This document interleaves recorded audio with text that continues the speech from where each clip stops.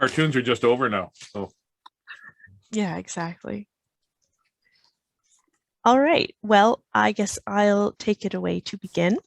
My name is Kara Joseph. I am the training programs manager here at Creative Manitoba. Creative Manitoba strengthens, represents, and connects Manitoba's arts and creative industries. Our entrepreneurship training and mentorship opportunities teach artists how to sustain themselves creatively and financially. Creative Manitoba is also located on Treaty 1 territory, the original lands of the Anishinaabe, Cree, Oji-Cree, Dakota, and Dene peoples, and the homeland of the Red River Métis. We acknowledge and pay respect to the ancestors and treaties made on these lands by considering all our cultures, traditions, and the histories of colonialism, dispossession, and resistance as we create and learn together. We would also like to acknowledge that our water is sourced from Shoal Lake 40 First Nation. I'll pass it on to Janelle to talk a little bit about Arts Accessibility Manitoba. Hi there, my name's Janelle Shaw, and I'm the Executive Director of Arts Accessibility Network Manitoba, or AANM. So we're so happy to partner with Creative Manitoba to present this series of workshops called Creative Accessibility. So AANM is a regional, not-for-profit arts organization dedicated to the full inclusion of artists and audiences with disabilities into all facets of the arts community. Our mandate is to support artists with disabilities in achieving individual excellence, promoting higher visibility of these artists within all discipline, and promote policies and practices intended to make the arts more accessible to all Manitobans. Just to give you guys a quick idea of how this workshop's gonna go, we're gonna start pretty soon with Tazz talking, and at 1 o'clock, we're gonna take a 15-minute break and then come back at 1:15 for another 45 minutes. So Tazz asks that if people want, turn on your video, turn on your audio. You know, he works best when he can see people's and hear people's reactions. So please feel free to do so. So with that, I'll just introduce Tazz. Tazz is a strong advocate for children and the mental health community, and he's amazing. So take it away, Tazz. Well, this is awesome. What a great introduction that was. I'm amazing. I'm going to write that down. Amazing. Then later on, my wife will correct the spelling and send it back to me. So thank you very much for letting me be part of this video series and to talk to the people here. The way I work is questions. If you have questions at any point in time, anybody, just ask them. You can throw them in the chat if you want, if you're shy. And then either Janelle or Carol will send them to me. I don't have the chat on because I have attention deficit disorder. So if the chat is on, I'm doing a lot of this. I'm trying to pay attention. What's over there? What's going on? A little bit. And I'd like to thank right now, Tessa is the ASL interpreter. So thank you very much for letting others, bringing my joy to others, if that makes sense, right? Without the interpreters, the people that are deaf wouldn't be able to hear my jokes. It doesn't mean they're going to laugh at them. It just means that, you know, at least they can hear them and make their own judgments, I suppose. I'm very nervous. I'm crazy nervous to do this because I'm talking about accessibility, and I'm an able-bodied person, or whatever the vernacular is now. I don't know, is it able-bodied or whatever? I just it changes a lot, and I think if you have the right sentiment, it doesn't matter the words that you use as long as they're not offensive, right? I used to be a bouncer, but now they would call me an intoxicated patron transferal technician. So it's all. I think if the government would spend less time figuring out vernacular and spend that same money on widening doorways and maybe making some ramps and putting proper braille and bigger letters and things on, that would be great. But no, they don't. So if elected, was what I'm saying. It was funny talking about the ASL. I always thought it was hearing impaired, and I kept saying hearing impaired because, you know, the people say, well, don't say blind because it's visually impaired. I go, but it's called CNIB, and the last word is blind, so I get confused, right? So I on behalf of everybody that stumbles and fumbles for the right words, I hope you understand what we call with my boys generals intents. And generals intents is just because my youngest one couldn't say generous intent. So if somebody says something that's incorrect, please correct them. Or if they, if they misgender you and it's not intentional, or if they say the word dude and you're not a dude, and maybe see where it's coming from before you get upset with them. If they say it 2 or 3 times, then of course I'm not telling you who to get upset with, but I just think if we could approach it with as much kindness as we can, I think that would make a big difference, right? I think a lot of people would benefit from that, including the people that maybe were getting upset when they just realized that, because I remember I was doing a huge convention and a majority of the people were either deaf or hard of hearing. And I said, hearing impaired. And they just stopped for a second, and they told me, right? They said, no, we're deaf. We're called deaf. And I said, oh, so I guess that just makes the government hearing impaired. And I got a lot of this. I got a lot of that. And it's one of so I'm going to stumble and fumble through this because that's what I do. I'm not a person that can focus very well. I am also not a person that can follow a script very well. So hang on, get comfy. We got about an hour and a little bit, and we go. I love this like that. Hang on, get comfy. See, some of the I love watching the ASL interpreters because I learn new things, and some things like hang on, of course that's hang on, but then funny is this, and I'm like, I don't know why that would become funny. Like that would to me is like you're lying because your nose is going, so I don't know. But I do know turtle. I know turtle. That's the only one I know. It's only because they did a commercial, and I said I had to go. It was for turtles with the candy. I went, I love turtles, right? And that's all I know. That's all I know. I try very hard. Gordon Weeb, who of course many in the deaf community and hard of hearing will know, is a friend of mine, and we have our own little ASL shorthand. And there's just a lot of it going, I don't know what you're trying to say, right? So this I don't do ASL, and he can't read my handwriting, so sometimes it's just a lot of quiet fishing. That's funny. So my history is a little. I came from a very. I don't want to say this because how do I say this? I'll tell you some stories, and you're not allowed to judge my parents because judging is for the creator and little children, right? So my parents were wonderful human beings. They were crazy, popular, and amazingly funny individuals, incredibly polar opposite when it came to parents. They had they didn't know how to be parents. They were terrible parents. And I always said, they wanted me to be an only child, but they had my sister first. So but my young son Weebeast, and I call him Weebeast because his shoulders are as big as mine. He's 14 years old, and I went to give him he said, Dad, help me with my back, and I was trying to reach, and I had to reach all the way around his shoulders, and I could barely touch, and I had to pick him up, and I went, oh my gosh, your shoulders are huge, and he said, or your belly's bigger than you thought, because I didn't get it close, right?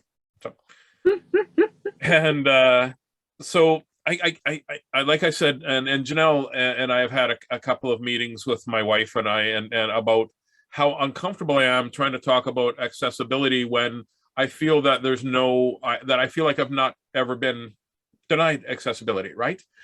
But as I went through, I realized that there are some things that with the world in general will judge, and I think when things aren't accessible, it's because they are judging you on some level, and I don't mean it badly. I just mean you either get judged in this world, or you get forgotten, right? And it seems like the ones with the loudest voices are the ones that get the attention, for positive or negative, right? So somebody like an advocate, like all of us on here are an advocate for either accessibility or mental health or children or all three, right? And but there are people that are very negative, and we listen to those as well. It's just it's both ears. So I think what I'm going to talk about is that I have lots of I have a few stories that I want to tell you where I realized how blind I was to the needs of more accessible things. I have a friend named Chris Fonseca, very, very funny comedian, very funny comedian. Lives his life commuting in a wheelchair.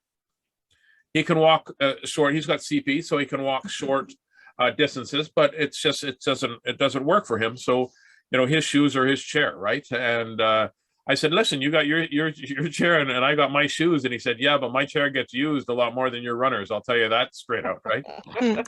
And that was one of the first things that one of the first things we did as when we first met. It was we started teasing each other. And I was uncomfortable teasing him about, the things he can do in his chair and his limitations or whatever. He said, no, he says, why would you treat anybody else differently, right? If you and I were best friends, would we teach each other? Would you tease me if I had red hair, and I would tease you about being bald? I said, yeah. He goes, so why lay back, right?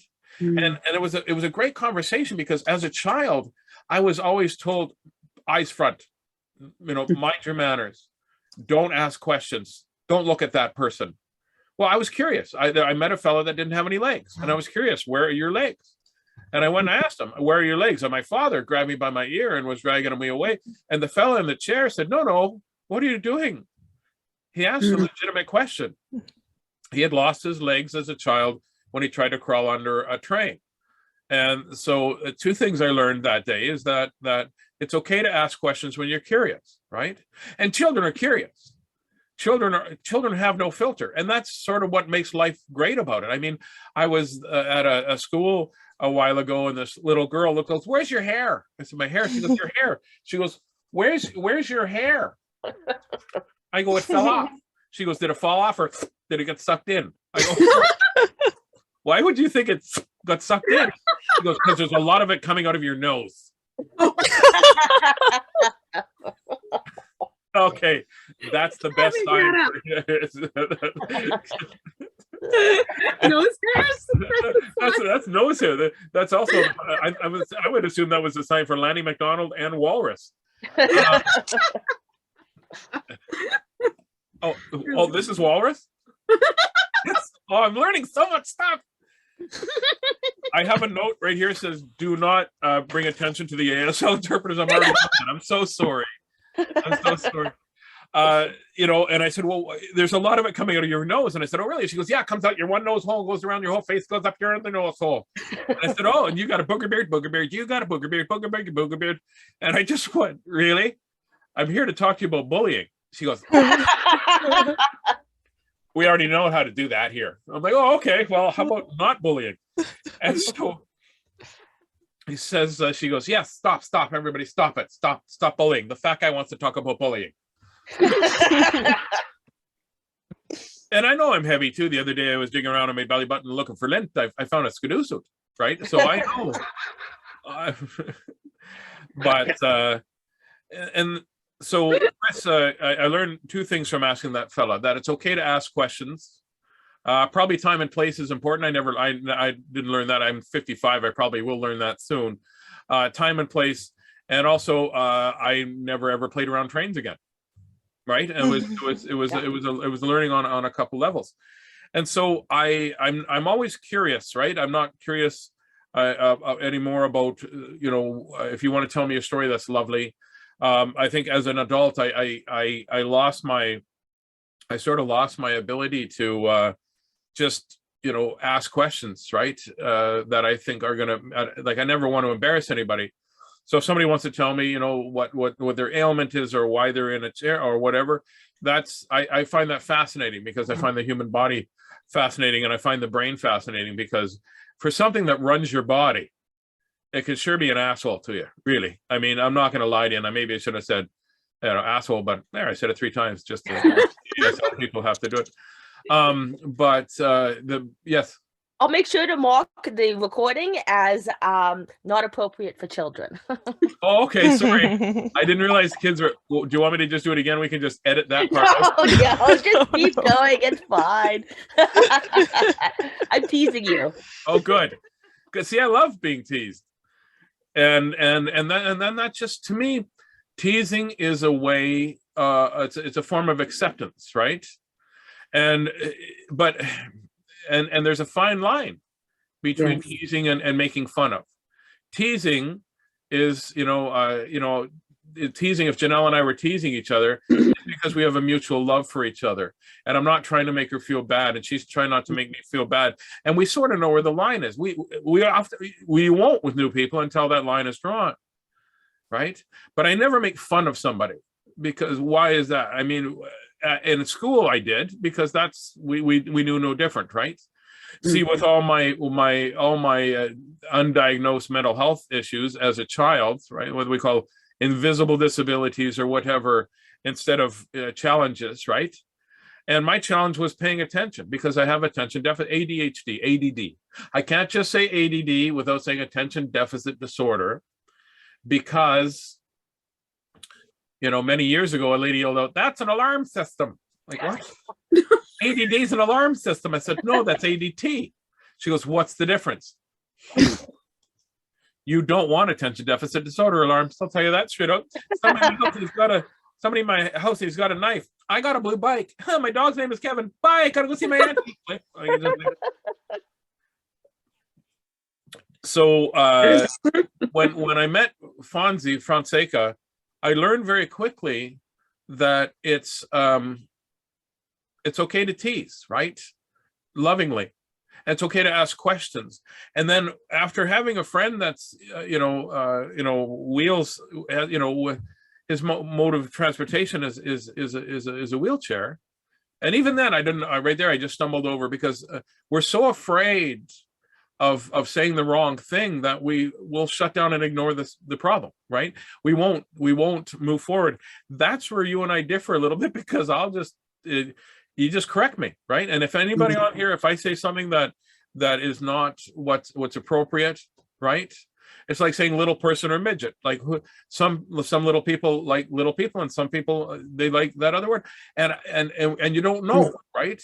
So if I'm talking even during this, or if I'm talking to you, or if you see on stage, or you see a TV appearance, just send me an email and just be kind about it, going, "Hey, Tazzy, listen, you know what? That's not the right vernacular anymore. That's not the right words we use," because it does change on a regular basis. And if you're not living in that world, you don't know, right?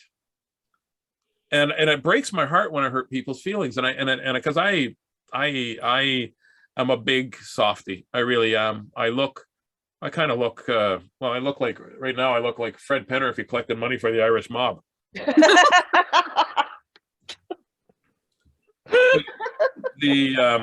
Bad gig. Yeah.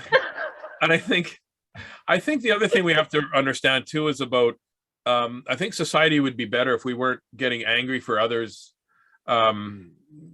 because, if they're going to get angry, they'll let you know they're angry, right? And sometimes there's a great song called "Follow Your Arrow," and I can't remember the name who wrote the song, but there's a great line in there. If you don't drink, you're a prude, and the moment you have a drink, you're an alcoholic, right? So somebody out there is always going to, no matter what you do, right or wrong. Here's an example of that. I heard back from one of my best friends who's a comedian. "Taz, you want to hear a story?" I said, "Of course I do." "Well, this one fella thought you didn't like him because you keep," and he goes, "Well, why do you think Taz doesn't like you?" "Well, because he keeps teasing me all the time." And Tim Nutt, who's the comedian, said, "No, that's how Taz shows love. That's how he does. You tease it, and we show love." And the other comedian said, "Oh no," and he goes, "What?" He goes, "Taz has never said anything to me."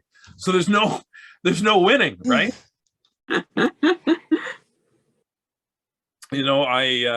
Casey, that's it. "Follow Your Arrow." Thank you, Janelle.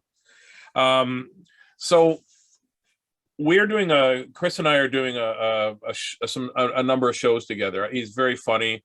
And he likes to call Tony, his cousin, his handler, because, somebody to push his chair. And I go, "Really? Or is it was just so that Tony can come, hang out with you?" "It's because I can run my chair."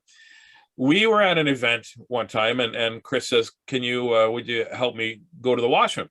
And I asked him, "What does that mean?" He goes, "Well, sometimes I can't work my fly." And I'm like, "Okay, whatever." He goes, "It doesn't bother you?" I said, "No, I have a friend named Alvin Law who's born with no arms, and he often needs help with that. There's nothing weird about that at all to me, right?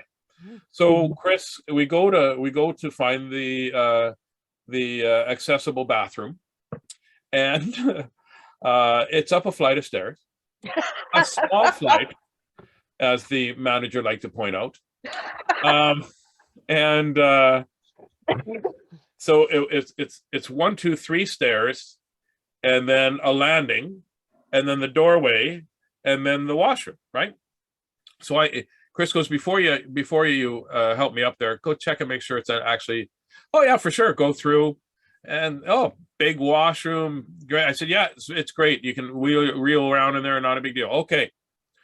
We get up there, and the door is probably 29 inches or 30 inches. So we can't get the chair through. So Chris goes, I help him walk, and we go to the washroom, come back in the chair, come down. And he says, can I have to say something. I said, of course you do. I said, and he goes, will you back me up? And I'm like, oh, I don't know if you think there's going to be a fight. I don't know what you mean if you back me up. Do you want me to sing when you, hey, if he says the door's too little, I'm like, the door's too little. I don't know how he needs to back him up, right? And Cheryl, that's exactly how I sing, by the way. That's perfect. So he calls the server over, and he goes, I have to go to the washroom. And she goes, okay. He goes, no, I have to pee, but it's hard for me to do that. He goes, she said right away, she's like, why, you're being gross. This is wrong. What are you talking about? And of course, taken out of context, which she did, and in all fairness, there was no context given. She goes, I'm going to go get my manager. And we were like, that's what we want you to do. Go get your manager. So we get the manager over, and he says, I hear you being rude. We're going to probably ask you to leave. You're being very rude to our serving staff. And we said, no, we just said that he has to go to the washroom. Well, that's something that's very private. You don't have to say that. You don't have to be. And I said, no, but he's in a chair. He needs one that's wheelchair accessible. He goes, we have that. I said, can you point where that is? And Chris is laughing. And he goes, just up those stairs. Oh, yeah. He goes, yeah, but I know. The city said it was perfect. They signed off on it because it's small stairs and then a like a plateau. I said, yes, right. And Chris said, and right away, and the part I forgot about this is the reason I was talking for Chris is he got very angry because Chris talks with CP, so his speech is very, and he's like, and he goes, well, your friend's hammered, right? Your friend is drunk. And that's when I said to Chris, goes, Tazzy, can you handle this? Because he was getting frustrated. And sometimes when Chris gets frustrated, it's harder for him to talk. Mm. And when I get frustrated, it's easier for me to say stuff. So I just said, no, he's not drunk. He's got cerebral palsy.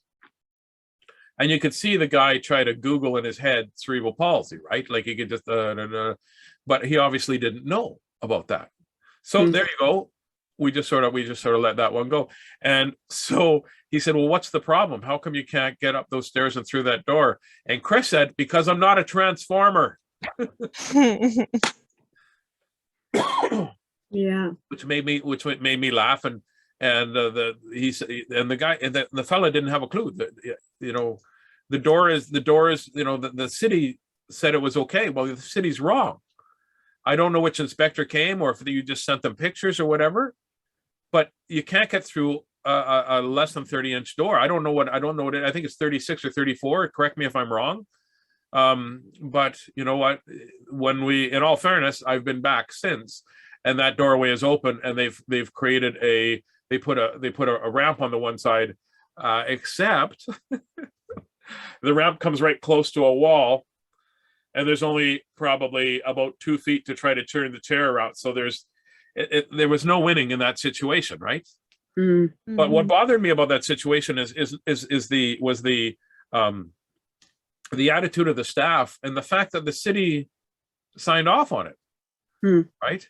I mean, this was a city in I think it was Calgary. I don't remember, but it's I would assume it should be universal. And if it's not universal, perhaps it should be universal, right? It's just like putting my friend who's visually impaired. He asked me if I could come and help him find his room. He says there's braille on the doors, but not all in the same place. The braille sign was sometimes under the door, or not under the door. That'd be very, I don't know what's going on here. It was underneath the number on the door, and they were or sometimes beside the door. So we said to the hotel, it's very frustrating, coming in. And she goes, well, you just have to get on the phone and call us. There's phones in all the lobbies or all the hallways. And my friend said, yeah, I'll keep an eye out for the phone. Right. The funniest place I see braille is on the keypad at the drive-up machines, the drive-up ATMs. I don't have an explanation for that. No Wishful thinking.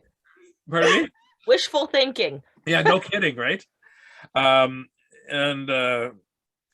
Just even recently, and I was at a hotel in Edmonton at the airport, and they said, oh, all we have left is the accessibility room. I said, well, I'm checking in. It's late. I'm checking in. It's probably, chances are, I said, but, and Janelle knows this to be true. The accessibility room was on the second floor of a 2-story walk up, no elevator. Hand to God, that's true. And so I took a little video and I sent it to their head office, and I said, you know what, accessibility isn't a word. It's a promise. So if you've got the accessibility symbol on your hotel, and they drive to come to your hotel, and it's on, and I don't even mean like a flight of stairs. It was a flight this way and then a flight this way. And me carrying my bags, I couldn't imagine if, what there was. And I just sent it out, and I heard back saying, that's not that. I think we have one on the second or the first floor as well. I think. The manager should probably know. And now I'm going to tell you a little creepy story. It's got nothing to do with accessibility or anything like that. Middle of the night, I'm asleep, which is generally when I like to sleep, or in the afternoon, or morning, or after a big meal, or just right now. I like to sleep a lot, mostly, especially if I'm depressed. That's what I can tell how depressed I am by how many hours a day I'm getting sleep, right? So I'm asleep and I hear a noise and a little bit of shuffling and a bang, and I just assume it's somebody going down the hallway, because it's a cheaper hotel, because I didn't want to, I don't want the client to have to pay extra. So I said, no, I'll just stay here. I wake up in the morning, and I'm going to actually bring it up because I can do that. I wake up in the morning, and I look where the hangers are. Now, these hangers, the hangers are like that. I don't know if you can see that. Do you see how it's hanging? And remember, it's backwards. So this is actually the other way through they weren't like that when I went to sleep, because underneath, Joss, did you get this chance to see it? Yes. Yeah. So there you go. Yeah. So they weren't like that, because where the little thingy-majoogie, and I'm not good at words, I should be. I'm gonna see how thingamajoogie. Thingamajoogie. the you open it up and you put your suitcase on it. That was in there. And then when I woke up, those hangers are like that. And so, yeah.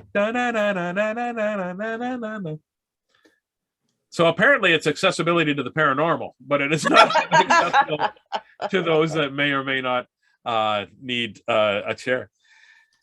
I want to tell you this story, and it's about getting angry for somebody else on behalf of somebody else, and it kind of bothers me when people do that. And I used to do it all the time. I used to get angry for somebody else on behalf of somebody else. So I'm from Saskatchewan originally. This is where people could boo if you wanted to, but we are the same province. Mm-hmm. We're prairie provinces. We're proud. One of us is friendly, and the other one has land of the living skies.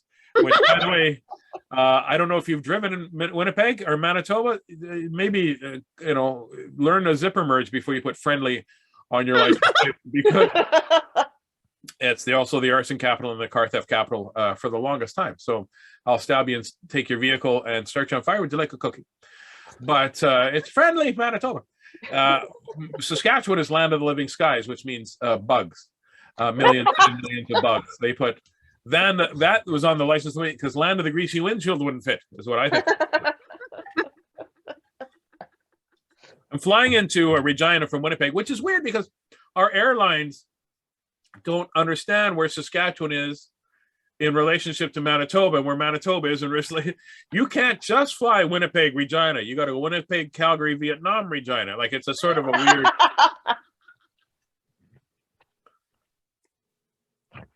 I'm just waiting for Cheryl to be able to catch it because I talk too fast sometimes. So I'm at the airport, and usually the airport in Regina looks like a 1950s science fiction movie. There is never anybody in that airport. You're afraid to turn on the radio. Thank goodness everybody's safely underground, right? It's just there's never anybody at that airport. No matter what time you go in, it's deserted, right? You expect to be walking through hearing chuk, chuk, chuk, chuk, ka, ka, from the horror movies. Mm-hmm. Now, this time it's packed because it is this Saskatchewan Rough Rider alumni game and induction to the Hall of Fame, and they've asked me to be part of it. So I was very, very blessed and happy to be there. And it's packed with people, and they have some riders in the bottom there as you come down signing autographs, right? All in their bomber, green, Kelly green, and away you go. And one of them is a friend of mine who happens to be a Black player. And I hear a lady at the airport very loud go, "I don't know which ones they are. All the Black ones look the same to me." And I was like, oh man. So I turned to my buddy Cleve. I said, "Listen." He goes, "What are you doing?" I said, "I'm going to have a talk with him or with her." And he says, "Why? Tazzy, your skin is the wrong color to be upset with that." I said, "Yeah, but I'm going to be upset for you." And that's when he taught me this lesson. I don't need people to be upset for me. I need people to support me. I need people to understand what makes me upset. But you don't have to use your heart to argue for me. He said, "That's actually an insult to me." And I thought, oh man, I didn't even think about that. I did not think about, because what I've done there is put them in the child position where, he can't, or, he couldn't speak for himself all of a sudden. Right. And I didn't realize. And then I heard her say this: "They should have name tags on them or something so I can tell them apart at least." And I turn around to look at the lady and give her a dirty look. And she's talking about the bags that are going around the carousel. Oh, she is not talking about Cleve or anybody or any skin color, which I realized made me the racist because I heard what I wanted to hear. Yeah. All Black. I just like, and then I said, but I said, "You know what your problem is?" And she goes, "What?" And I go, "You need me to help you find your bag, obviously. What's your bag look like?" Hand to God, this is true. She goes, "There it is." And it's dark red. It's not black at all. Oh boy. And it's funny that when people see somebody that I'm just my words, it's not, I don't know how to say it. My brain just went for a second. Yeah. I just want to, when somebody has whatever, I hate the word disability. I hate that word a lot. Actually, my shirts that I got made for a class, it's on the back, it says, "There's more to me than just what you see." On the front, it says, "Never diss my ability." And I had some pictures I wanted to show you, but I can't find them right now. But when somebody is I hate the word confined too. Janelle and I were talking about this. "Oh, you're confined to a chair." I'm like, no, nobody's confined to a chair, right? There's no confinement, right? It's just, that's my mode of transportation. That's how I get around, either by using my mouth, an electric chair, using my arms with a manual chair, right? It's a tool for freedom. It's a tool for freedom. That's exactly what I have written down here as well, is a tool for freedom. The only thing that confines us is the government a lot of the time, right? Because they think we all fit in that same box. We all fit. Here's the deal. I'm not going to pole vault, right?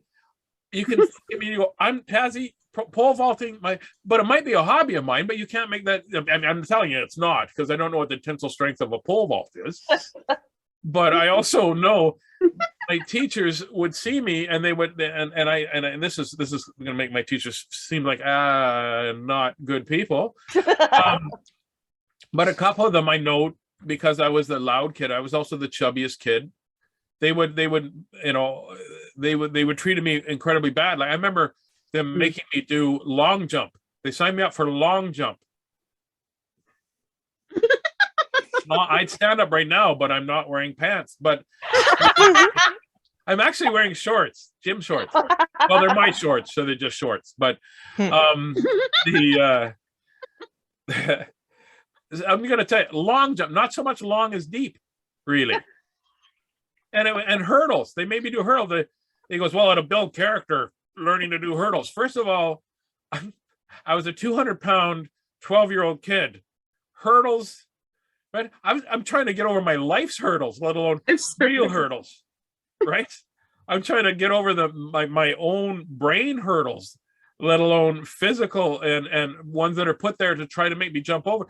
He goes, it's not demeaning. You try getting people pulling hurdles off your arse at the end of the thing going, oh, right?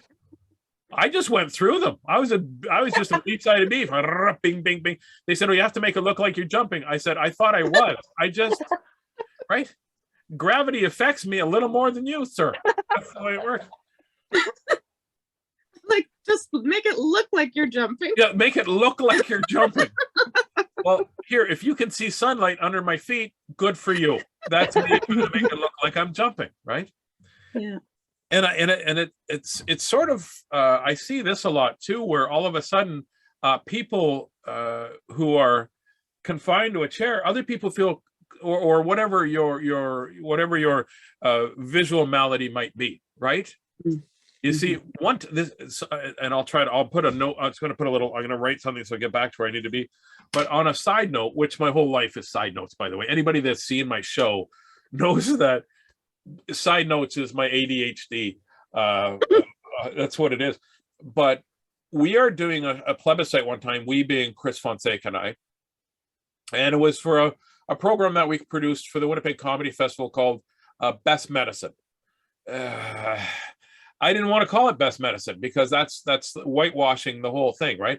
I wanted to call it Merry Maladies, right? Where we all poke fun of what other people see as our limitations, or Chris was talking about his adventures in a chair, and Kathy was talking about being deaf, and Gord was talking about being visually impaired, and I was talking about being mentally ill, right? And actually, my opening line was, I went on stage, I said, and you're supposed to have your opening line ready. They need to know, but I said I didn't know what it was going to be. I had no idea, and they said, no, we need to know. I said, I can't tell you that because I have it in my head, and then I get out and it goes and it comes out, and hopefully it's in the right order, and hopefully. But so they made me use a teleprompter, but they said, what's your opening line? I said, I don't know what my opening line is. I go to step on stage. I look over at the producer. I go, I got it. And I walked out and I said, they told me to talk about my mental illness. They said, come talk about your mental illness. It's going to help people. It'll help you. It'll help your son. It'll help a lot of people. And I said, I don't think I can do that. And then a little voice in my head said, sure you can. Ask the toaster, right? And that set the tone for my whole speech about mental health. The very first one that they allowed on TV was mine about called the Bipolar Buddha Set, where I just talked about my challenges. And some of the stuff didn't make it because they were very uncomfortable, because I was very open about things. So we did a plebiscite after that, where we all sat around and people asked us questions. We questions, and they were talking to Tanya Lee, who's a dwarf. She's, I think, 3'4" or 3'5" or something like that. So we're all up there, and somebody said, well, what are your thoughts on this? And Fonseca said, I have it easier than Tazzy does, 100%. I said, dude, I do, really? I can run up a flight of stairs. And he goes, you're not running up a flight of stairs. He says, he says, I know that you'll go down the stairs because weight plus speed equals inertia, But and that was how we teased each other, right? And he said, no, people see my chair and they know I have limitations. But Tazzy, they see you and they don't. They think you have no limitations. They think just because there's nothing visually that they can see, it means that you've got no limitations.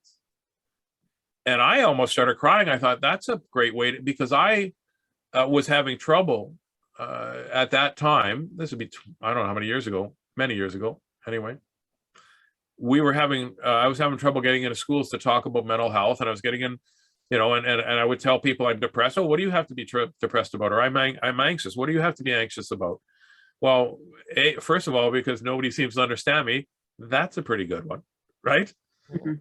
And so, and my anxiety is through the roof, right? And we all know how good Facebook is for anxiety. Facebook is the petri dish for anxiety, I think, really do. Anxiety and anger. I think that's what, my anxiety is bad, and my boys both have anxiety, and we talk openly about it, right? And I think that might be the only, I think I've stumbled on, because I'm talking enough, I think I've stumbled on to what my limitations is when it comes to accessibility, is that just people just don't understand that just because what you see, like that same thing, right? There's more to me than just what you see, and in a positive and in a negative fashion. Right? You see these kids that are at school, and they have a backpack of problems. They have a backpack of heaviness.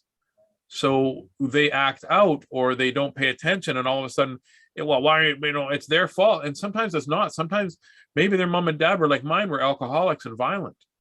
Maybe they are worried about if they're going to have another meal. Maybe they have lots of things that you haven't thought about. So just like seeing somebody who has a visual limitations, give people that don't have visual limitations what we should all have, which is the benefit of a doubt. Just ask questions, right?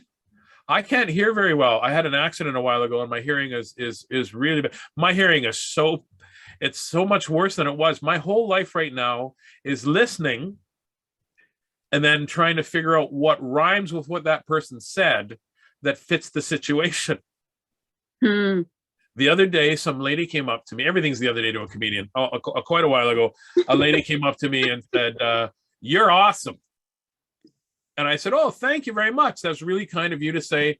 Thank you for letting me know that. Lots of love from my family to yours. Have a good day." And the comedian, and she walked away confused, and she looked confused. I mean, it was she was doing, I like to call the pigeon, which is happening, right? And so the comedian that I'm with said, that was a weird way to handle that.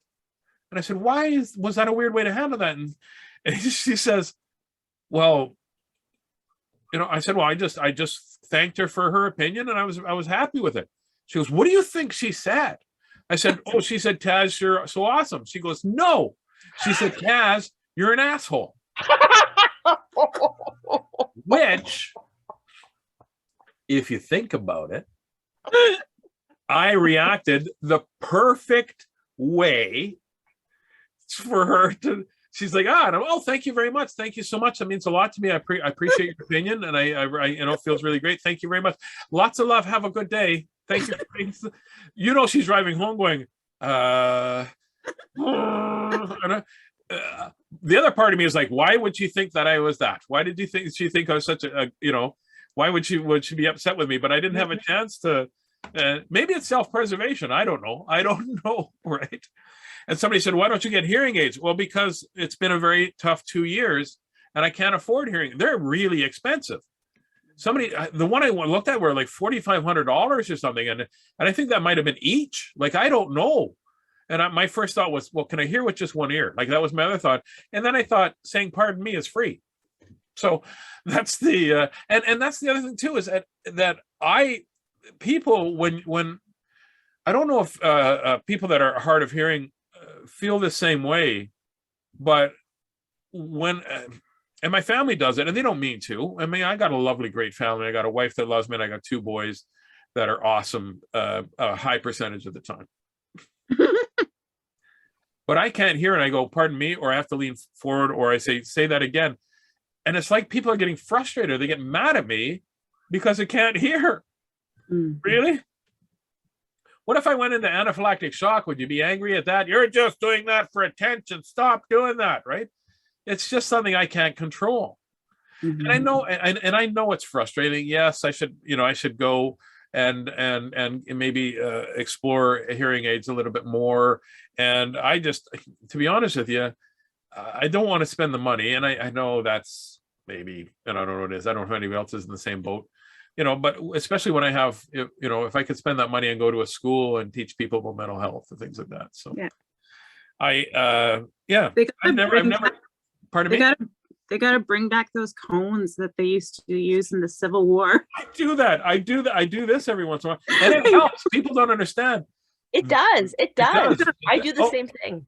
Well, you know what? Is that how my voice sounds? That's gross. I know, hey? Hello. Hello. Oh, yeah. Is that the sign for gross? I like that.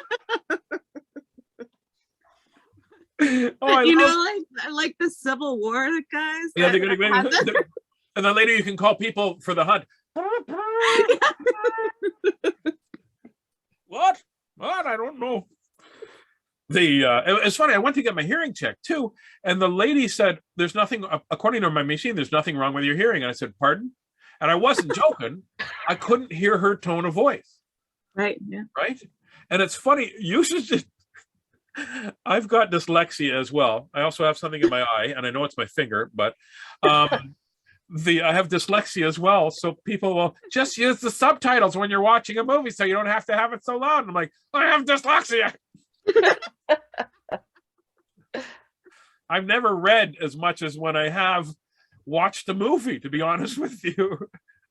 I love the words they use too. A tinging sound, or I love the descriptor things, right? Yeah. By the way, if you ever happen to be in a TV show, never use the descriptive. Never use the descriptive. What's it called? It's not like the descriptive services that you can use on where it sort of tells you what's going on. Because I was in a TV show called Mixed Blessings, and there's one where I get into a hot tub and it says, "Extremely large man gets into a hot tub." I'm like, oh, thank you so much. So my name is Tazzy. Thank you. Oh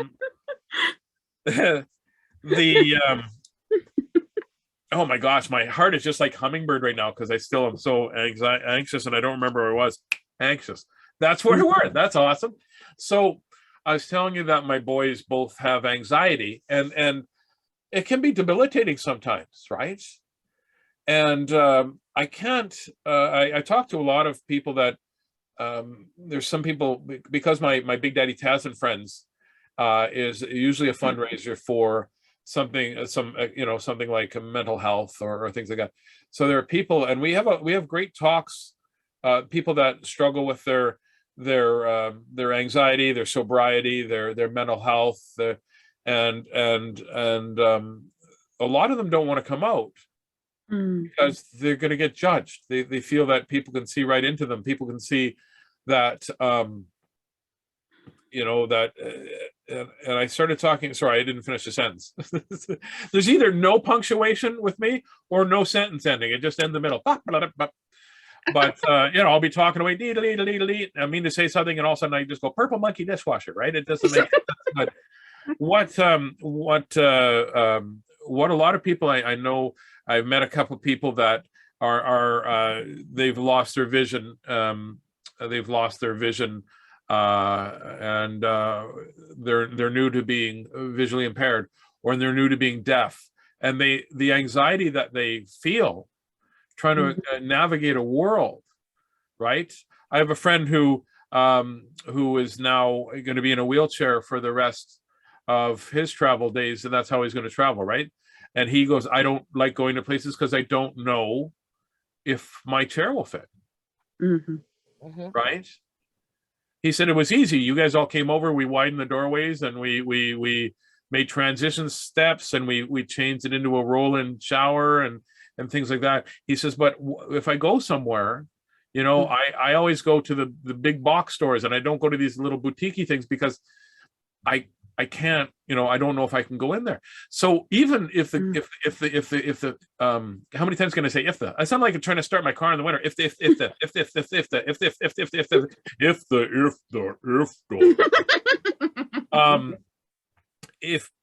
if businesses would understand the amount of, you know, if you make it about dollars and cents, if you make your store, your shop, your restaurant, your business accessible to everybody, They will come. Pardon me? They will come. If you build it, they will come. If you modify it, more people will come. Right? And so he gets he gets out more now. Of course, it's the shop from going from able-bodied or whatever the term is to now having to learn to navigate a chair. Right? And he says it was great for my upper body strength, he said, right? And so back to anxiety, which is where we started this whole thing.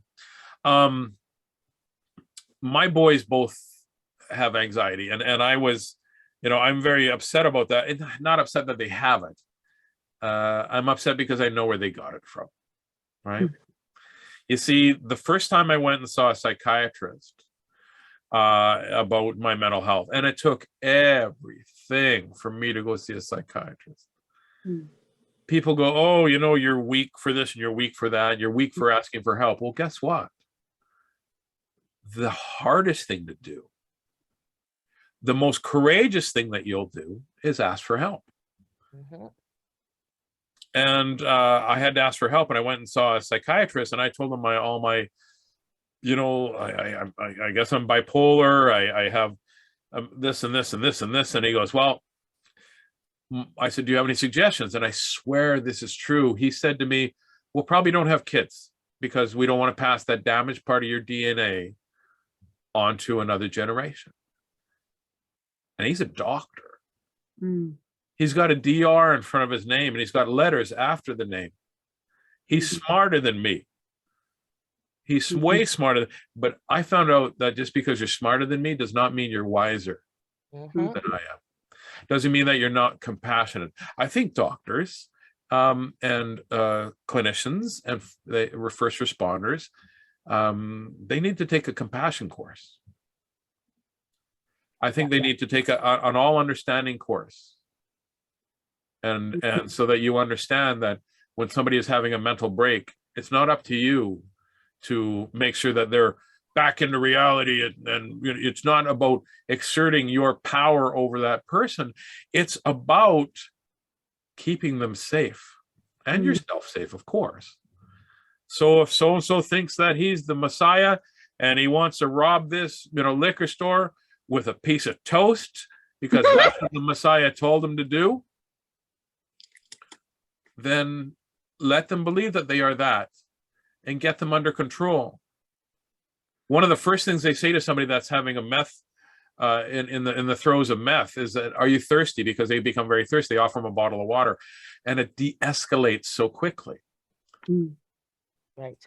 You see, but this doctor said to me, you know, you shouldn't have kids. Well, guess what? I'd already had one. So I thought I'd already broken some sort of rule. And I didn't know, because I was freshly from Saskatchewan. I didn't know there was a time difference. See, in Saskatchewan, it was 4:30, and in that guy's office, it was 1936. Right? Where they all of a sudden eugenics and that. You see, I know we're going to take a break here in a couple of a minute or two, and so I'll finish this story. We'll end with that story, and then I will. I'll when we're off air, I'll ask everybody how I'm doing, and you guys can reassure me. Pardon me. So my boys both have anxiety, and my oldest one goes, how do you deal with your anxiety? And I said, well, I always say it can always be worse. And he goes, I hate it when you say that. I said, pardon me. Pardon me. Apparently I'm allergic to my own stories. So it can always be worse. I said, well, I'm not asking the universe or the powers that be to make it worse. I'm just saying it can always be worse. Because the moment you say it can always be worse, your brain goes, I've been here before. This isn't the worst it can be. So guess what? If it's not the worst that it can be, and it's and I've been here before, I know how to solve this. I either build myself a ladder, or sometimes you're in a hole and it's not really a hole. As my young son said many years ago, Daddy, is it a deep hole or are you just laying down? So sometimes you stand up, you're like, it's only ankle deep, right? And so he goes, my youngest one goes, oh, I understand that. Weebeast goes, I understand that. And my oldest one goes, no, Josh, he says, you're just trying to win points with Dad. He goes, no, it can always be worse. And my son goes, listen, what if you're outside and it's minus 55 degrees Celsius and you're wearing nothing but your underwear, and not the underwear you got for Christmas, but the good stuff, but the old stuff you're supposed to throw away that's more comfortable, and a soccer player wearing frozen steel-toed boots comes and kicks you right in the wiener, he says. How can it be worse than that? Without skipping a beat, my son says, is there a nail sticking out of the boot? Because it can always be worse. Right. But we're going to talk about how we can make it better. That's what we're going to do. I'd like to have, if you have any questions, we'll wrap it up for 15 minutes. Go have yourself a health break or whatever you need to do. I'll be here. And why don't we talk about how we can make it better, or what you'd like me to talk about after, and we'll come back and I'll turn it over to Janelle, and we'll see what's going on. Thank you very much, Tessa and Cheryl, for being ASL so far. And I hope I'm talking slow enough for you. Because just to let you know, Taz, you are doing great. Don't stress out. You're doing wonderful. We're going to take a 15-minute break. And as Taz said, think of some questions and what you want to know about Taz. And I'll be asking him some questions about how art centers or artists or audience members can make it more comfortable for people with mental illness to participate in the arts. Okay, so we'll see everyone back at 1:17. Okay. Awesome. Enjoy your breaks. Hey.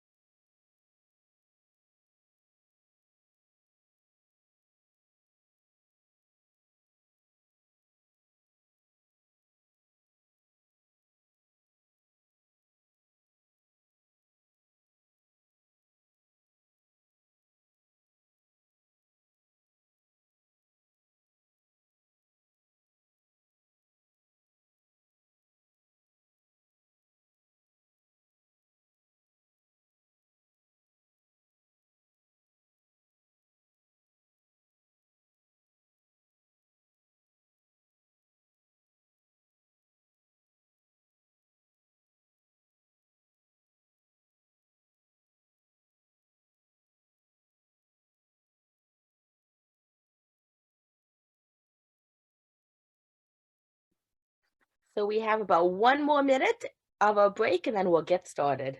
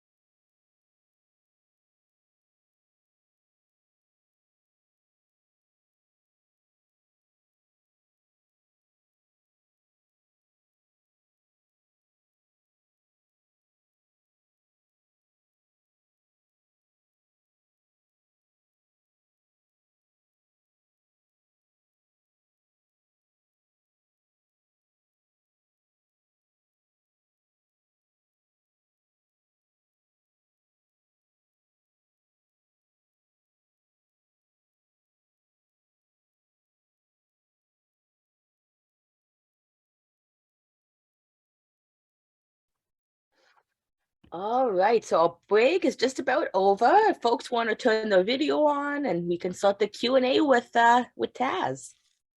No, I was just doing my hair. I'll be right there. Oh, your hair. Got sucked in.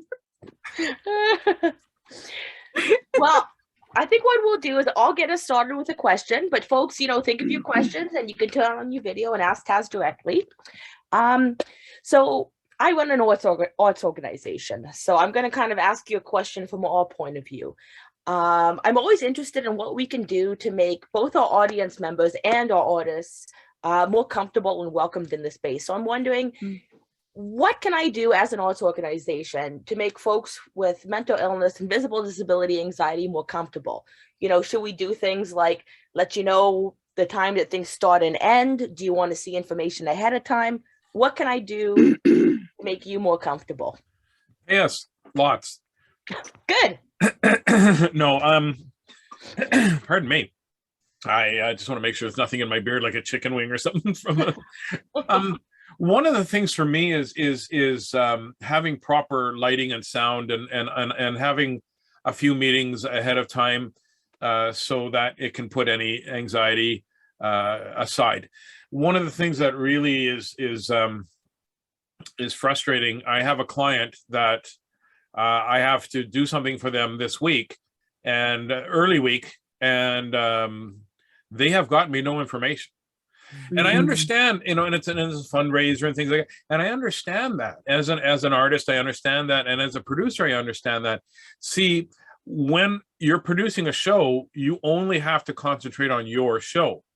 But as an artist, this week, it'll be, in the next, this week and the next couple of weeks, it's 8-9 shows. So I have so much to concentrate on. So open communication is best for us, and actually reading the contract and saying, okay, my contract is it's very specific, right? There's nothing that is not non-negotiable except for one thing: no eating. No, I don't perform while people are eating. It just doesn't work, because when you're eating, you can't laugh.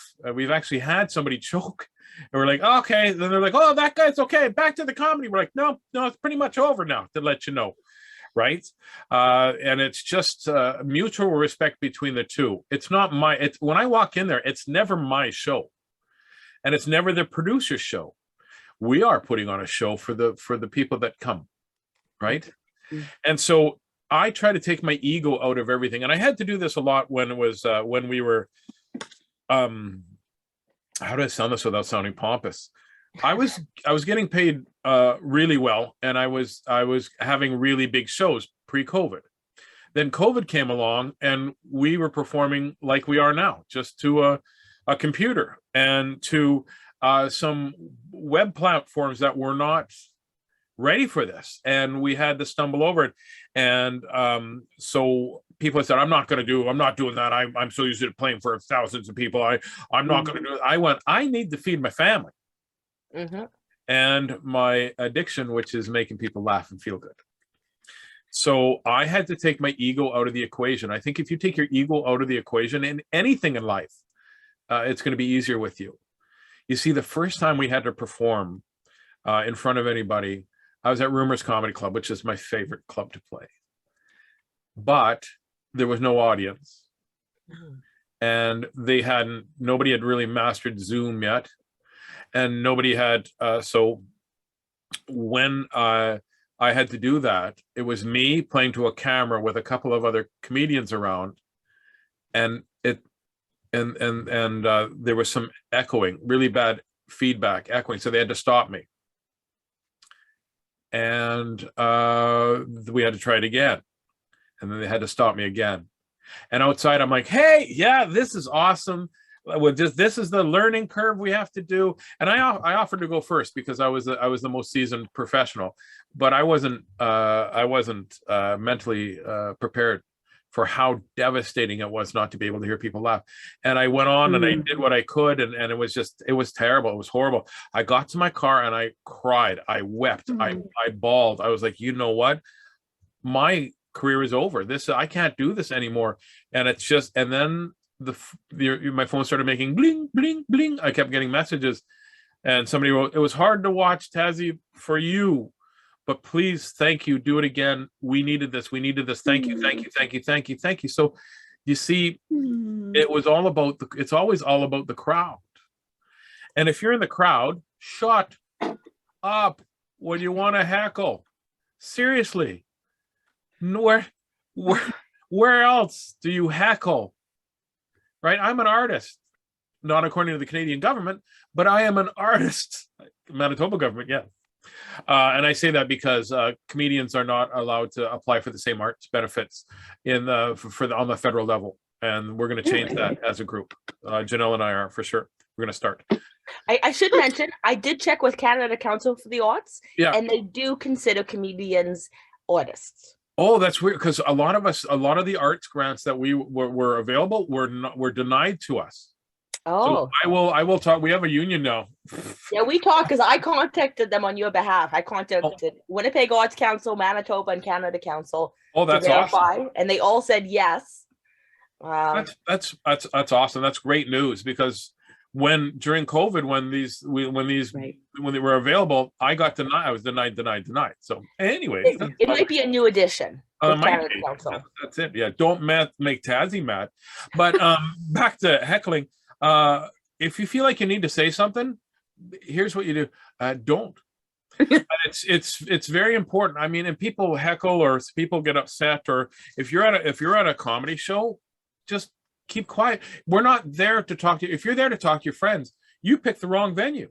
It's happened a lot at Rumors, or a table gets noisy and we have to say something to them, and all of a sudden the artists are the ones that are the monsters. And we're like, no, right? You don't go to a baptism and go, hold them under longer. You don't do that. You don't. Nice dress, mister, when you're, or whatever, at a play. You don't yell stuff out at a play. At a movie theater, you don't go, that's Batman. Like, you don't yell stuff out, right? Okay. So we're in Esterhazy, Saskatchewan. I was there. And one guy loaded, just liquid. I don't know how he was still awake. And he starts yelling stuff out during the show. And I said, I teased him a couple of times. I always be nice. And then I'd had enough. And I just go, listen, I just got over COVID last week. My brain is very foggy. We're trying to raise money here. And you heckling me, it's going to throw me off my game, and I'm not going to have a good show. And they're going to blame you, even though it's my fault for having a fuzzy brain. So can you just don't yell stuff out to me? If you need to, you can even put up your hand and I'll talk to you for a couple of seconds if you need me to talk to you. But when I wrote this, I didn't know you existed. So it's kind of a one-man show, right? And he looks at me and goes, oh yeah, okay, yeah, sorry. And he never heckled the rest of the time, right? Of course he was passed out some of it, but I'm just saying. Well, that really illustrates your point about open communication and how important that is. Very much so. Right.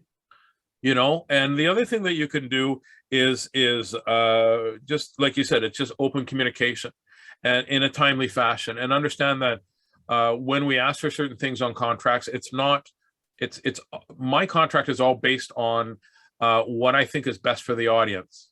and what is going to make life a little bit easier for both of us. And what I think is necessary for me to make sure that you have a show that people come back to for next time. Right. Our job as artists, no matter what the artist is to make sure that that venue is popular the next time, because you'll get hired back. Right? There's a lot of us versus them. There's a lot of, you know, oh, they don't want me to talk about this and they don't want me to talk about that. Well, that's good. I hear that from comedians quite a bit, actually. You're ruining my art. No, your art is creating your words, right? Is creating the visual part by using your words. Your art is creating the jokes and things. And just like an artist does with a paintbrush or a pencil. Now, if you are a great artist with a paintbrush or a pencil or whatever, and you make visual art, and you're massively great at landscapes. Those landscapes are beautiful. Look at that starry kind of night. And you're also really good at nudes. That's realistic, and those are great. But somebody hires you and said, listen, we're in a crazy conservative neighborhood. No nudes, please. But you can display as many of your as many of your landscapes and your portraits as you want, just no nudes. And you still decide you're going to put some nudes up.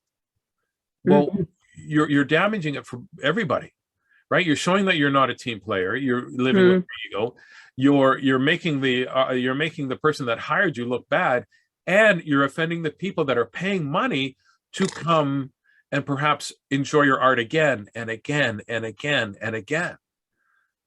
So it's got to be a very symbiotic relationship. There's a word I have to look up, but I think I know what the meaning is, right? And I think it has to be a symbiotic relationship between producer and artist on all levels. Yeah, that makes total sense. I love the idea that not only does the audience have to be respectful to the artist, but the artist as well also has to be respectful to the audience. That's right. You see, if you see that what you're talking about isn't going over, you can plod fast and furious through, or you can go up and just see. Because not all, when people ask me how clean my show is, I said I've gotten probably 30 standing ovations in Winkler, Manitoba, very highly religious community. But I have no problems teasing them about that as well, but respectful. The first time I played Winkler was right after they had because Winkler, a lot of people don't know this, but Winkler used to be, could I look any more like a monkey when I do that? It's Winkler is a very conservative, right? And it was a dry town for a long time. There was no alcohol in the city limits. So I was there the first time I played.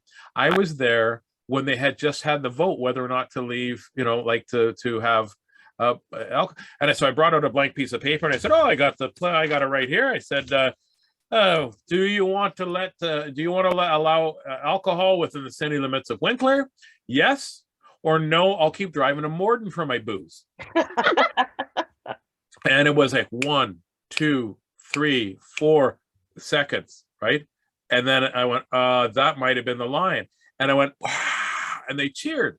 Because you can say almost anything to anybody if you say it in the right way. Right.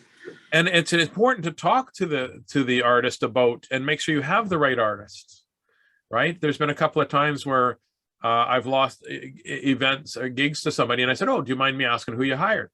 And I'll never disparage anybody. But when they told me who it was and it was for Winkler, I said, "You need to just check out a lot of their videos." That's all I said.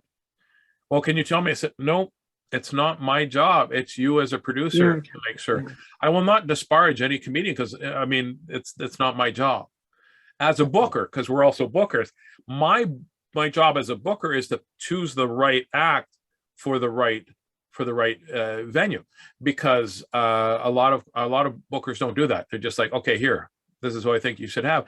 And I shouldn't say a lot. There are some out there that are worried more about money than repeat business. I'm all about relationships. I'm all about forever and ever, amen, right? Randy Travising everything, because I want to make sure that in 3 years you ask me back, or use my agency to make sure every year. And I think it's being open and honest, and always work with a contract. Always, always, always work with a contract, because a contract tells both parties what's expected of them. I have an envelope, and it's here somewhere, that says $1,800 envelope on it. And here's the story of a lovely lady which is funny because we're on Zoom. Um, and so what happened was a guy asked me what my fee was, and I said it's $2,000, and he says, okay, 2,000, send me a contract. Yep. I said, okay. And he said, did you send me a contract? I said, no, I didn't send you a contract. I work with a handshake. This is many years ago. And he goes, okay, so it's two. I said, yeah, it's two. We talked about two the rest of the time. I do the event. It's an amazingly great success. It's a fundraiser. He hands me an envelope. His driver takes me to the airport. That's how the guy was very, very wealthy. His driver took me to the airport. I open up the envelope. There's $200 in it. So I call him back. I said, I'm sorry, there's been a mistake. He goes, yeah, I know. I said, pardon? He says, yeah, I know. Where's your contract? I said, well, we agreed on 2,000. He goes, yeah, but then I said two, and I mistaken it. I thought it was 200. And I said, but you knew it was 2,000. He goes, I know it was 2,000, and you know it was 2,000, but you didn't give me a contract. So you go home and you write $1,800 envelope on this, and you remember this lesson, and always work with a contract. And I was furious. I was furious, but he was right. And I worked with him until he passed many, many years, many times over. He actually said, do you want to do the event next year? I said, yes. I said, but I want 2,500 so that you can make up for ripping me off. And this one, he goes, I didn't rip you off. You ripped yourself off. Had we had a contract, he said, you ever not going to use a contract again? I said, I'll always use a contract. And I think it's upstairs in my office, I have an envelope that says $1,800 envelope, and that's the same envelope. That's some good advice. Yeah. It's true. The contract protects the artist and the organization. Right? I have a contract with my best friend every time. I have a cohabitation with my wife, because we need to know we're on the same page always. I mean, I doubt very much we'll ever need that cohabitation agreement. But if I pass and something happens, or if I get there and there's no, there's not proper lighting, or what do you mean you don't have a sound system? You don't bring a sound system? I go, no. And that's happened. I've flown to, I think, Vancouver. And they said, did you bring a sound system? I said, on the plane, no, I did not. It says right in the contract. So we scrambled around and found it. We were all very stressed for a little while. But the only times I've ever been treated completely terribly is by somebody that is never, that we don't have a contract. Or they get the show as a like, I used to give myself away at auctions and stuff. And we sort of don't do that anymore, because we've been treated incredibly badly by people getting a free show, right? And that all helps with my anxiety, because I am very, and my OCD is like this too. And here's a little thing too that people don't realize: the Obsessive Compulsive Disorders Association of Manitoba used to not be open regular hours. I know. I think they did it on purpose. Yeah, that's exactly your meds aren't working. Let's see if they're working. You sure you're a procrastinator society? No, that totally answers my question, Taz. That was great. I wonder, does anyone else have any more questions for Taz? Any burning questions? This might be shorter than we think. I have questions. Anybody out there that can tell me what are your feelings on what I've said about asking questions? Are you comfortable with people asking questions? I mean, and people, it's not a big secret. They can see that you're in that you might have a visual limitation. Do you mind if people ask questions, right? Do you mind, or would you rather educate? Right. I'm curious about that. And what bothers me too, and Jen, you and I talked about this. Chanel, you and I talked about this. Oh, I'm so proud of you going out. I feel so sorry for you. I'm so proud of you for going out. Oh, good for you. Why? Chris and I, Fonseca, he wanted to get a haircut. So we go to get a haircut, and we sneak out of the event and go get Chris a haircut. The girl sees you in the next chair, and I swear this is true. You're going to get a haircut. Can you say haircut? And Chris is like, said something very rude to her back, because he goes, why would you think do you think I've got some mental challenges? What do you think? I'm a giant child in a chair? Right. It was just, and it really, really bothered me. I didn't say, I was almost bleeding from my tongue because I was biting it so hard. Right. And it's funny that they people see you and they see these limitations, right? Well, how about I'll let you know what my limitations are. Yeah. I'll let you know that, stairs are going to be a challenge, but anything upstairs in my head, it's not going to be a challenge. Yeah. Do you see? Yeah. I think it's important. I mean, they had me on to do a show one time, and it was all about hiring practices. Right. And I said, you know what? If would you hire me if you didn't know I was in a chair, or would you hire me if you didn't know I had this or that? Right? Yeah. I think Absolutely. Well, I was going to say, in answer to your question about whether folks feel comfortable asking questions, I can only answer for myself because I also have mental illness. And when I was younger, I would hate if anybody asked me anything, because the stigma in our society is that if you have something wrong with your brain, it's your personal, it's something to do with your character that's at fault, right? Yeah. Versus the Yeah. idea of the chemicals in your brain. So once I got over that stigma, which I still to this day, fight myself with, I want people to ask me questions. I want to tell people what it's like. I want to have other people with mental illness feel comfortable talking about themselves. And I find the more that I'm honest and the more that I say out loud what's going on with me, well, all of a sudden, all these other people are saying things and saying, oh, well, this actually happens to me too. And then you get those conversations going. And conversations and relationship building for me is the basis of advocacy. If you want to change people's minds, you're going to do it through communication, through building those relationships. At least that's how I feel. Well, you know what? You feel included. Yeah. Which is an important part of inclusion. Yeah. Well, Right? and also too, with the question asking, as long as it's respectful.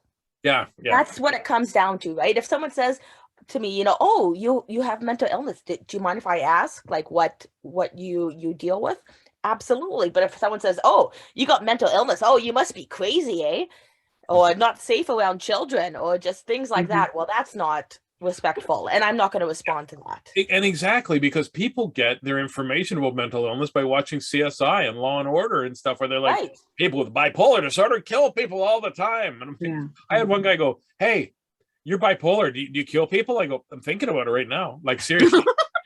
Joking. Well, and the name of some of the diagnosis sounds scary. For example, I have borderline personality disorder, which sounds crazy, but all it really means is that I'm extremely empathetic. I take on other people's energies, and I have problems with controlling my emotions. It doesn't mean that I don't have a personality, or I have two personalities, or That's my yeah. People have to understand that. Oh, I'm sorry, I interrupt, but people have to understand that our mental illness isn't a flaw in our character; it's a flaw in our chemicals. Exactly. Go ahead. I talked over you. No, I was just thinking about Janelle, and even if you did have multiple personality disorder, like, what does that really mean to somebody else, right? Yeah. So absolutely. We ask for help so people will listen. Yeah. We don't need a diagnosis from it. Sometimes we just need to unburden ourselves, and we'd like you to listen, and that's all we want. And be it physical pain or emotional pain or psychotic pain or pain of the soul, right? Or just a sadness. When we ask for help, we don't need you to say, well, this and this, and we don't need you to, we need nothing more than you to listen. And we've lost our ability to listen. So many people are waiting for their turn to talk instead of learning to listen, right? And it's very important. And I'm okay. I mean, I am so open with my mental health struggles and triumphs, because that's very important, right? Even today, like Janelle knows how this freaked me out, this whole, because I got inside my head. There's lots of room up here. I have to open the door. Hello. Echoey. Lots of hidden doors. Yeah, don't open that door. Don't open that door. Don't open that door. It's got a picture of my dad on it. Do not open that door. It's a cartoon door. And you know, people say, why do you do what you do? And it's because I get messages from a lady that said, you getting emotionally naked on stage. Emotionally, I have to make sure you know that, because that's a whole different show. It is a different show, and everybody gets turned off a shrimp. But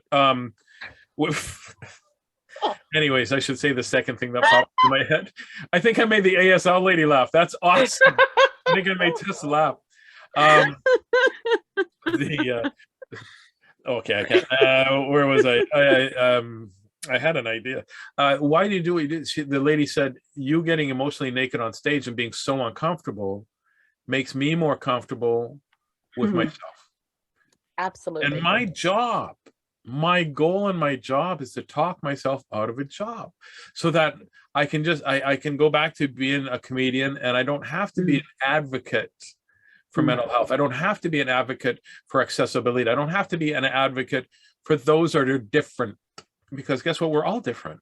And I don't have to be an advocate for children, because these are commonplace. That's what we want. That's what this whole series is about, is making difference a commonplace. I'm different, you're different. Absolutely. Right?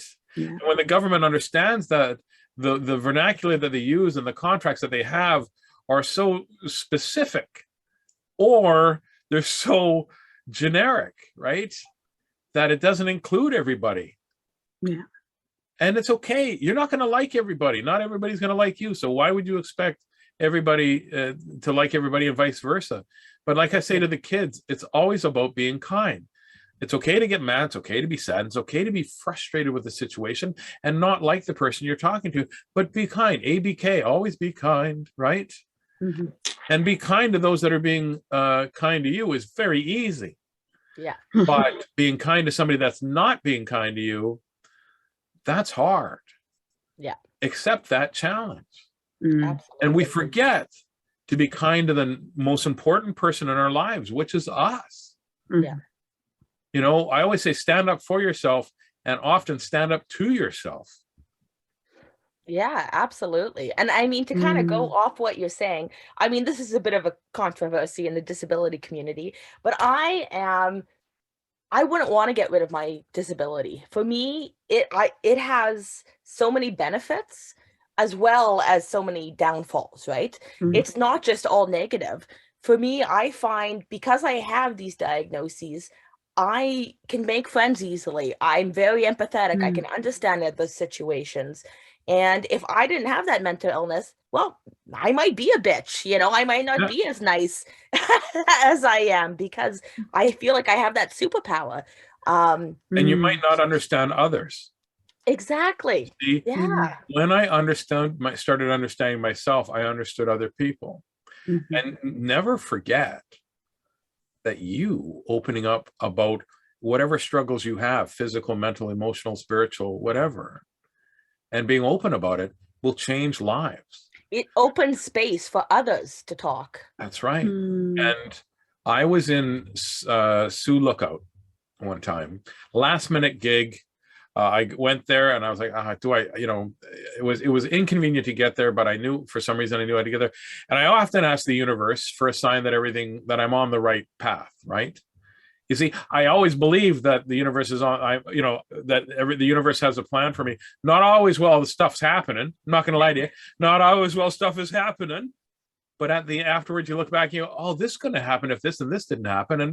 So I'm on stage.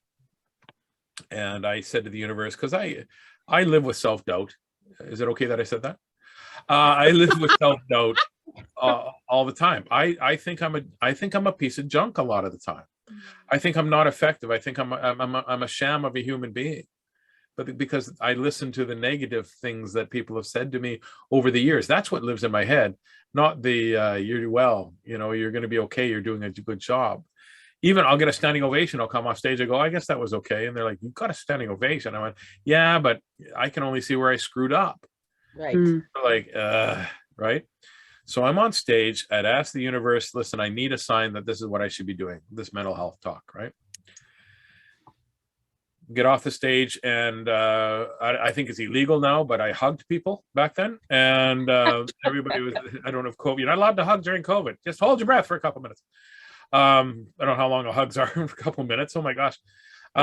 So anyway, get off, and we're talking, or hugging, we're talking, and I could see a fella sort of off that wanted to come forward.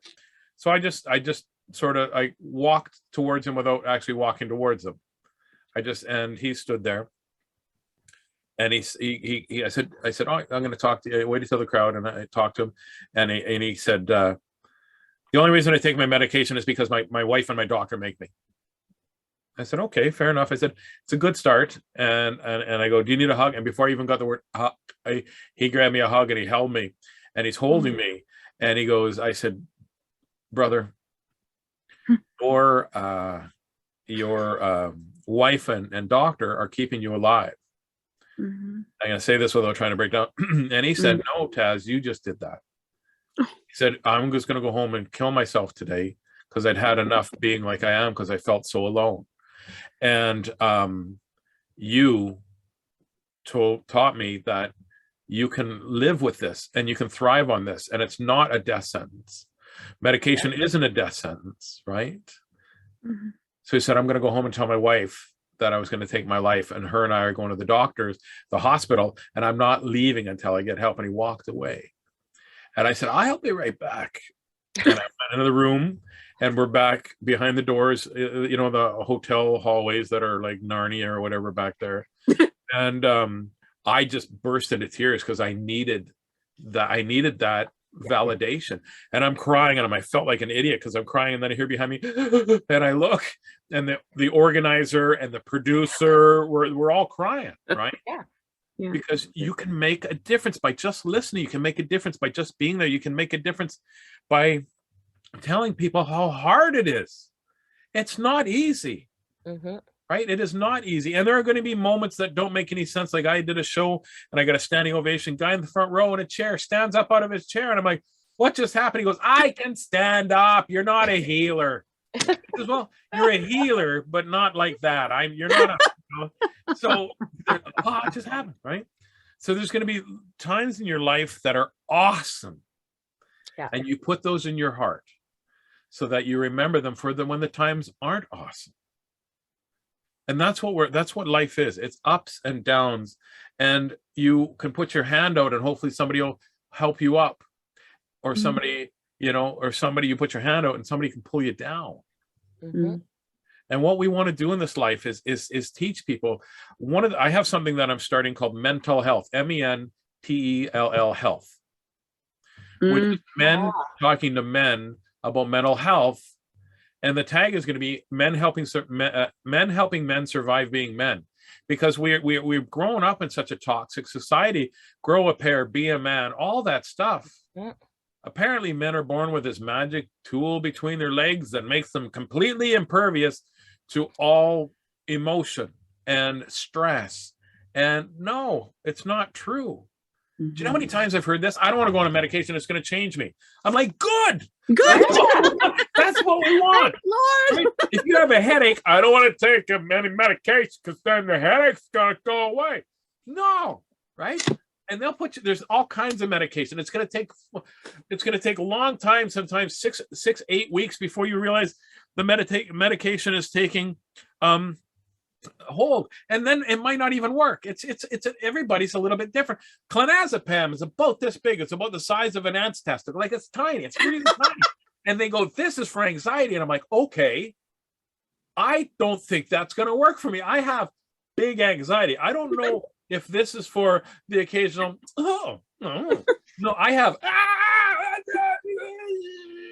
that kind of mentality, and I'm glad you're able to sign that. I didn't know that. But I need a Tyrannosaurus Rex size suppository, free sitting, keto, obviously. But they said, no, my doctor's like, take this when you have anxiety, just put it under your tongue. So I'm like, this is useless. This guy's a tool. Like, what is it? Blah, blah, right? Yeah. So I have a meltdown.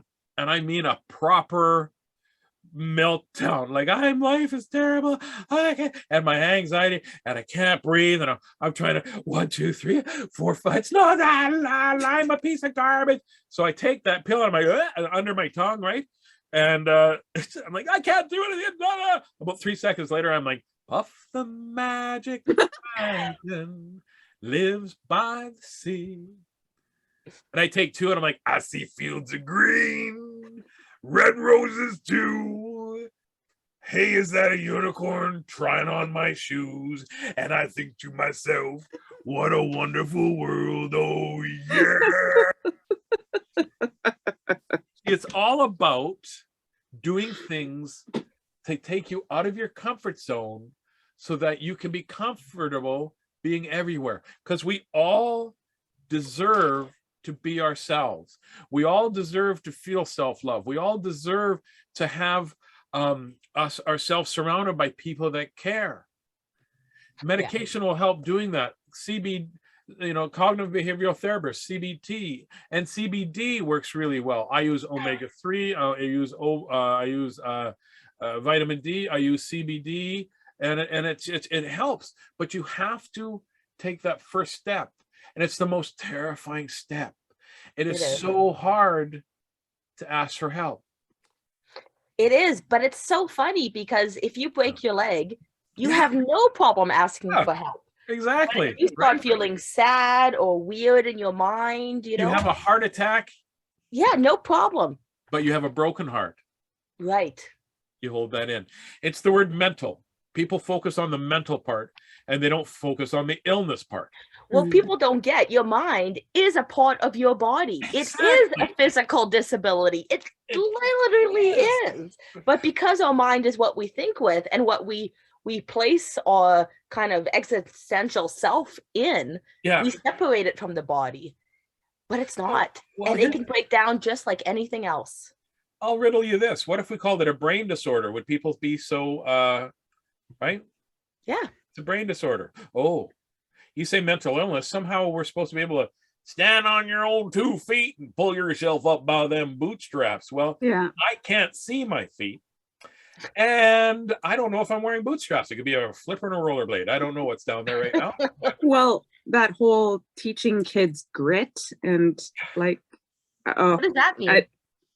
Teaching kids grit, how to man up, how to grow a pair, how to weather the storm. It's a big thing in the self-help industry, like grit, like, and it's like impossible, especially with neurodiverse kids. Like, here's what we need to teach kids. Yeah, there's nothing wrong with you. A label is nothing more than a label. A label is just, it's like you say, are you Italian or Irish? Doesn't matter. Are you a he, a she, a they, or a two-spirit? It doesn't matter. I'm Tazzy. I need help sometimes. I give help sometimes. I have questions that I'm afraid to ask. So if you give me an environment where I'm comfortable asking questions, where I'm comfortable sharing my fears, I'm going to become fearless. It doesn't mean I'm not going to have any fears anymore. It just means I'm going to be fearless in my pursuit of my own happiness. And people think that that's so, greedy. Well, how you're greedy? How do you think of only yourself? No. You don't always have to think of yourself first, but like many people have said this, but it was funny. I was talking to a lady on the plane the other day, and she goes, well, my sister doesn't understand that I need time to myself. I said, what did they just say on the airline here? Put your face mask on first. Face mask on first. Or, as one of my favorite celebrities, RuPaul says, how the hell are you to love anyone else if you don't love yourself? Exactly. Right? Exactly. Yeah. I am every day I wake up, I'm grateful. There are days when I can't wait to go back to sleep, and there are days where I don't want to go back to sleep. And I just want those days where I don't want to go back to sleep right away. But my brain is such an arse to me. I met full disclosure, during COVID, through a divorce and things like that. And I met a woman in my life who, Lisa, you've met. Lisa is Lala, I call her Lala, because I'm a child. With a MasterCard and a great comic book collection. But I didn't want to get involved with her until she knew everything that was wrong with me. We've known each other forever and ever and ever and ever and ever. We've known each other for a long time. But I said, listen, this is the way it is. And even last night, because one of the clients didn't get me the information, I had a meltdown. I'm like, I can't handle this. And she went, yes, you can. I go, you don't know what I can handle. And she let me rant. And she goes, actually, I do know what you can handle. So I push you a little bit. But I don't like the way your brain treats you sometimes. Yeah. You see? And so I communicate much better with her and much better with myself and much better with others, because I know that I'm going to lose my stuff every once in a while, because my brain doesn't allow me to access parts of my brain to make me calm again. Right. And anxiety and excitement create the same kind of chemicals in your brain. It's just, how do you label it? Right. So what I want to teach kids and adults, you're not in a wheelchair. You use a wheelchair. You are not, deaf. You can't hear. You are not bipolar. You have bipolar disorder. I am not my diagnosis. I am a fella that has a diagnosis, right? I think that's such a great point. And we're almost at the end, so I think it's a perfect point to stop at. Your disability or whatever you have isn't your defining characteristic. It's just a part of you. I think that's a perfect It's what place. makes you interesting. Right. The perfect place to end. Yeah. Thank you so much, Taz. We No have worries. so enjoyed listening to you, and for everyone watching. Of course, Cheryl and Tess, our interpreters, thank you so much. Thank you. We appreciate you guys so much taking the time. And Taz, you want to leave us with some final words before we sign off? No. Okay. No. Everyone have a wonderful day and enjoy the sun. Here's what I want you to do. Never let the ignorance of a few dissuade you from seeing the love of many. Be kind to yourself. And when you're not feeling loved, try very hard to see yourself through those that love you, through their eyes, because they see the true you.